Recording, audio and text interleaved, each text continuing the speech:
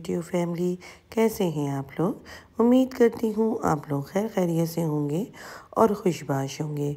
अपनी एक नई सुबह और एक नए व्लॉग के साथ आप लोगों के सामने हूँ। ये जी है सुबह का टाइम और हम लोग कबाब जीज आ गए थे और यहाँ हमने मंगवाई थी हलवा पूरी, जो बहुत ही मज़ेदार थी और बहुत ज़्यादा रश भी यहाँ पे था। ये बहरिया का एक बहुत अच्छा सा नाश्ता करने का पॉइंट है, जहाँ पे आप जो है बड़े आराम से नाश्ता भी कर सकते हैं और जो बहुत ही मज़ेदार भी होता है। और आप लोगों ने अगर अभी तक मेरे चैनल को लाइक और सब्सक्राइब नहीं किया है तो फटाफट से लाइक और सब्सक्राइब करें और बेल आइकन का बटन दबाना मत भूलिएगा, ताकि आने वाली वीडियोस का नोटिफिकेशन आप लोगों को मिलता रहे। आजकल तो बहरिया का मौसम इतना मज़ेदार सा हो रहा है, ठंडी ठंडी हवाएं भी हैं और साथ में ठंड भी अच्छी खासी हो रही है। और जब इतनी ज़्यादा ठंड हो तो फिर पाए खाने का तो मज़ा ही अलग होता है। तो फिर मैंने सोचा कि आज खाने में मैं बनाती हूँ पाए। तो अभी मैं मटन के पाए बना रही हूँ। मैंने पाए जो थे वो उबाल लिया था और अब मैं मसाला भूनकर इसमें जो पाए हैं वो डाल दूँगी और साथ ही जो पाए की यखनी है वो भी डाल दूँगी। मटन के पाए बनाने की मेरी रेसिपी तो बहुत ही ज़्यादा आसान है। बाज़ लोग जो हैं वो सारे मसाले साथ चढ़ाकर और पाए बनाते हैं और सारी रात वो पकते भी हैं, मगर चूँकि मटन के पाए तो जल्दी गल जाते हैं तो मैं इसको पहले ही अलग से कुकर में बॉईल कर लेती हूँ। थोड़ा सा मैं इसमें अदरक लहसुन का पेस्ट डाल देती हूँ और नमक डाल देती हूँ। और पाए जब मेरे गल जाते हैं तो फिर मैं प्याज जो है वो ब्राउन हल्का सा करती हूँ। इसमें मैं नमक डाल देती हूँ, मिर्च डालती हूँ, हल्दी डालती हूँ, साथ में पिसा हुआ गरम मसाला डालती हूँ, अदरक लहसुन का पेस्ट डालती हूँ और ये सारी चीज़ें डालने के बाद मैं मसाले को अच्छी तरह से भून लेती हूँ। और थोड़ा सा मैं इसमें पिसा हुआ जो धनिया है वो डाल देती हूँ। चूँकि मैं अपने सालनों में पिसा हुआ धनिया इस्तेमाल नहीं करती हूँ, तो मैं जो साबित धनिया होता है उसी को क्रश करके वो डाल देती हूँ। ये सारी चीज़ें डालने के बाद मैं मसाले को अच्छी तरह से भूनती हूँ। जब मसाला मेरा अच्छी तरह से भुन जाएगा तो फिर मैं इसमें जो यखनी थी वो डालूँगी और डालने के बाद इसको हल्की आंच पे थोड़ी देर के लिए पकने के लिए रख दूँगी। जब मेरे जो है यखनी अच्छी तरह से मसाले में पक जाएगी तो बस फिर मैं जो है इसमें आखिरी में गरम मसाला पिसा हुआ और हरा धनिया डाल दूँगी।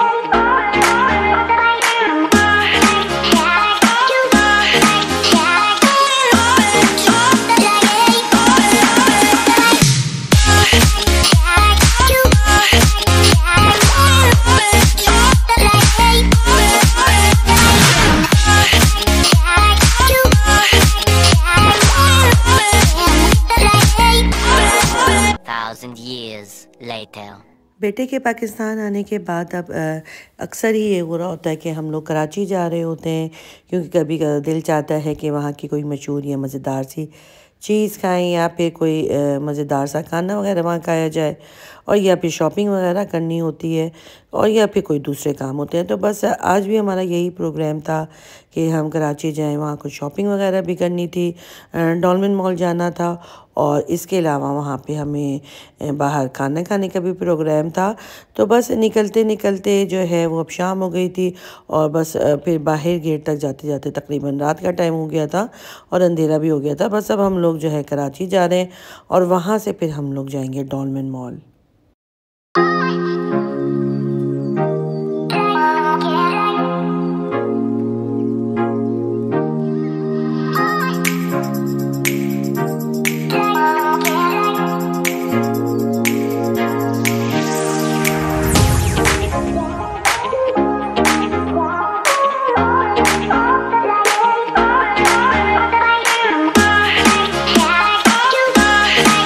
कराची जा रहे होते हैं और तारिक रोड वगैरह जाते हैं तो रास्ते में ये सोसाइटी का कब्रिस्तान पड़ता है, जहाँ पे मेरी अम्मी की तदफीन हुई हुई है।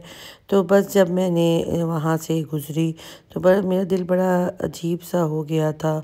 बस फिर मैंने बाहर से ही फातिहा वगैरह जो थी वो पढ़ ली थी। और इसके बाद अब हम लोग पहुंच जाएंगे डॉल्फिन मॉल, जहां से कुछ चीज़ें भी ख़रीदनी थी और मेरे बेटे को शूज़ वगैरह लेना था। तो हम लोग यहाँ पर आ गए थे और हमने यहाँ से, ये लोग जब छोटे से हैं जब से ही ये लोग यहाँ से अपने शूज़ वगैरह लेते हैं, तो बस अब लोगों ने यहाँ से शूज़ वगैरह पसंद किया। उसके बाद मज़ीद शॉपिंग वगैरह की। अच्छा, अब हमारा इस शॉपिंग मॉल में आना बहुत कम ही होता है। और पहले जब ये शुरू में नया नया बना था तो ये काफ़ी अच्छा भी लगता था और बहुत बड़ा भी लगता था, और यहाँ आने के बाद बहुत मज़ा भी आता था। मगर जब से हाइपर स्टार और लकी वन मॉल वगैरह बने हैं तो अब तो ये वहाँ के बनस्बत ये थोड़ा छोटा लगता है, और यहाँ पे अब आना भी हमारा काफ़ी कम होता है, क्योंकि लकी वन मॉल जो है वो करीब पड़ता है, तो फिर हम लोग वहीं चले जाते हैं, या जब कमी क्लिफ्टन जाना होता है तो फिर हम हाइपर स्टार वगैरह चले जाते हैं। खैर, हम लोग काफ़ी दिनों के बाद यहाँ पर आए थे, तो हम यहाँ पे घूमे, हमने यहाँ शॉपिंग वगैरह की, और फिर अब हम लोग जो है यहाँ के बाद ज़ाहिद निहारी जाएंगे।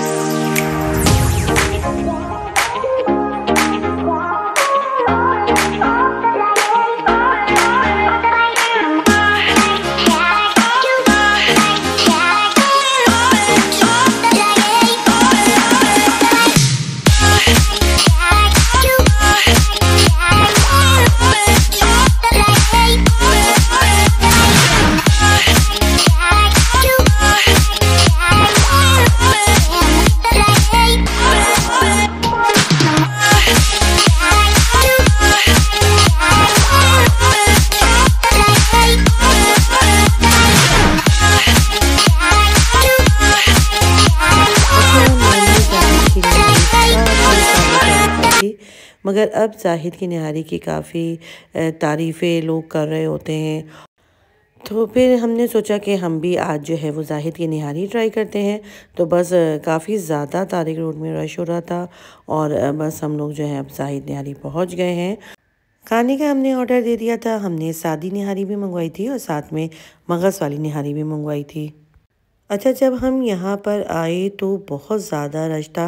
हम लोग फैमिली हॉल में बैठ गए थे, और वहाँ पे भी तकरीबन जो है वो बिल्कुल फुल जो है खचाखच भरा हुआ था, और लोग आ भी रहे थे और जा भी रहे थे। बहुत अच्छी तरह से उन लोगों ने सर्व किया, और उसके अलावा फटाफट से वो निहारी और रोटियां गरम गरम ला रहे थे, और उनकी जो सर्विस थी वो बहुत अच्छी थी।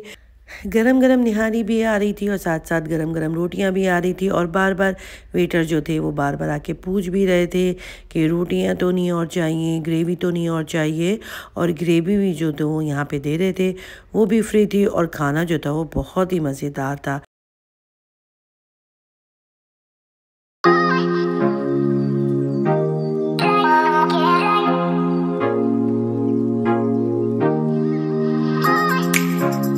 फूली फूली रोटियों ने निहारी के साथ खाने का मज़ा ही दोबाला कर दिया था, और खाना खा के नो डाउट बहुत ही मज़ा आया था।